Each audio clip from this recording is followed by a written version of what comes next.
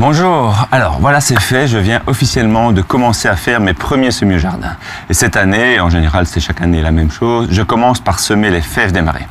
Alors vous connaissez les fèves des marais, en fait ce sont elles qu'on mettait dans les galettes des rois avant de les remplacer petit à petit par des petites figurines en porcelaine à partir du 19e siècle. Alors l'histoire raconte qu'à une époque, il était de coutume dans les tavernes que celui qui tirait la fève devenait le roi et devait payer la tournée à toute la table.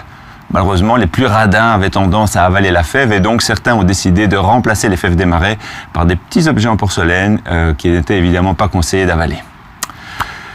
Alors c'est vraiment un super légume, mais malheureusement on ne le trouve pas beaucoup dans les magasins et ce sont en général ceux qui ont un potager qui vont pouvoir profiter des bienfaits de ce légume plein de vertus. Alors je vais vous citer quelques-unes des vertus des fèves, parce que c'est intéressant de les connaître. Alors tout d'abord c'est une légumineuse, comme les pois ou les haricots, et donc elle contient beaucoup de protéines végétales et peut donc être très utile dans le cadre d'une alimentation végétarienne.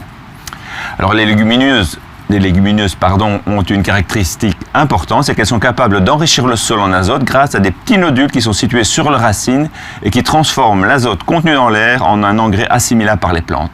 Et donc les plantes qui sont situées au voisinage ainsi que celles qu'on va planter juste après les fèves vont pouvoir profiter de cet apport d'engrais gratuit. Alors cette plante ne gèle pas facilement, elle va résister à des températures négatives jusqu'à moins 4 degrés et encore un peu moins si on la couvre.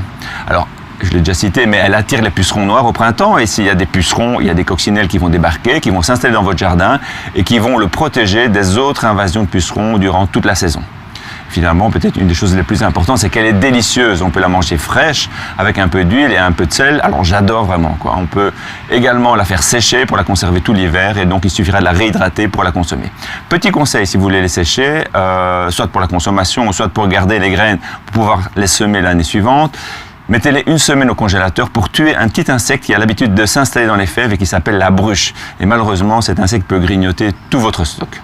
Alors pour la semer, il suffit de faire des trous de 5 cm de profondeur, tous les 35 cm, et d'y placer 4 ou 5 fèves en poquet. On recouvre de terre, on laisse pousser. On peut éventuellement buter quand le plant fait une trentaine de centimètres de haut.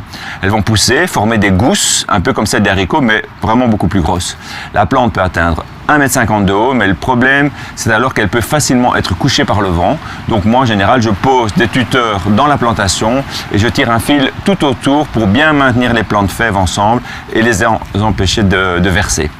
Alors, on pourra récolter les fèves, en général, à partir du mois de juin. Voilà, alors c'est tout pour aujourd'hui. Merci de m'avoir écouté.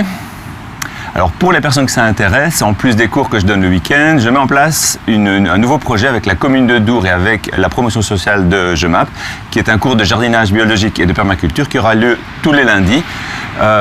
C'est ouvert à tous, ce sera gratuit pour les demandeurs d'emploi et en plus ceux qui souhaitent pourront disposer d'un petit espace pour faire pousser leurs propres légumes. Donc pour plus d'infos, venez visiter la page Facebook de l'éco-centre Oasis où vous aurez tous les détails.